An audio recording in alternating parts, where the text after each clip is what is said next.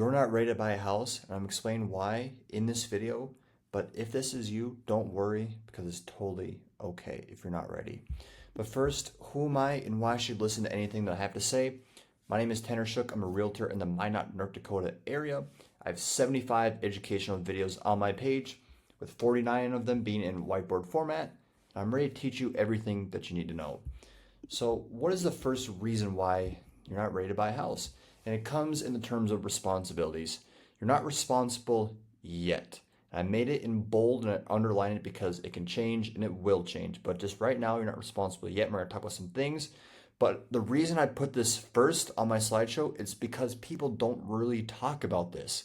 The next slides, people talk about a lot, but responsibility isn't really a common thing you hear people say. But what are some of those responsibilities?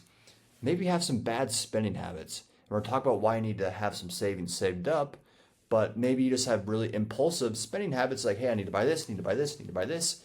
And because of that, it can put you in a bad spot, or maybe it has you in a bad spot already.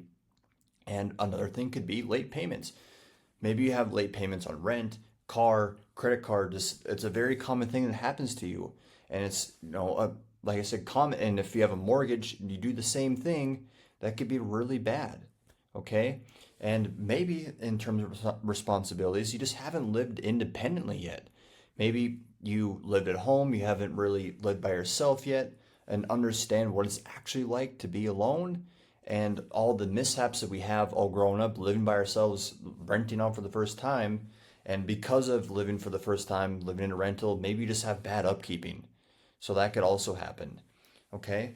And another thing could be too is just racking up debt. Just got a new vehicle, credit card, just racking up debt. Okay. In terms of responsibilities, like maybe it was an irresponsible purchase of the vehicle, or maybe an irresponsible purchase of why you needed to use a credit card in the first place. So it's something that can change and will change, and people don't talk about it. That's why I put it first. Okay. The next thing is, I wish I would have put this one first. I wanted to so bad, but now we know why I put the other reason first is money. And I put Mr. Krabs on here because as soon as I said, what's reason number two? As soon as I said money, he popped in my head, so we had to make the slideshow. Mr. Krabs from SpongeBob, icon. But money is another really big reason why you're just not ready yet to buy a house. You just don't have enough money saved for a down payment and closing costs. However, there is ways to go about this. There is programs to help with down payment and closing cost assistance. You can also get concessions to help with the closing costs when you buy a house. Those are things, they're real, they help out a lot. But if those things don't happen, you just don't have the money saved up anyways.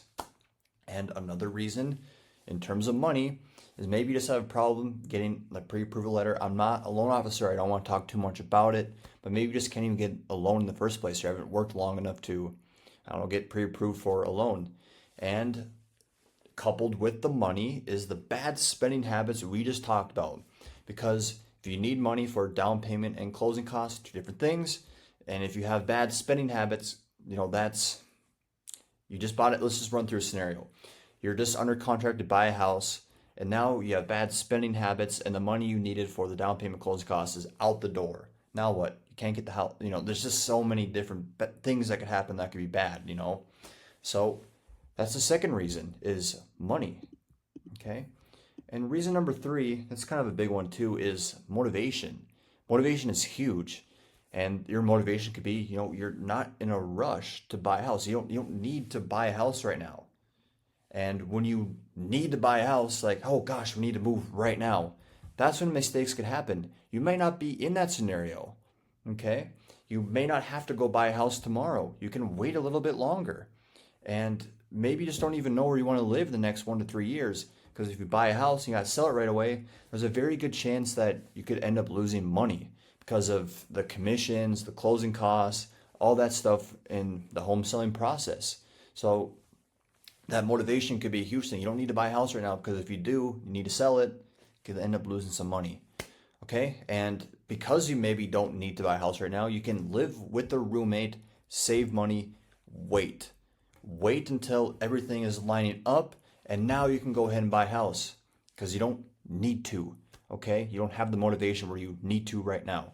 So that's another reason, is just the motivation. So you can fix the spending habits, You can fix the responsibilities.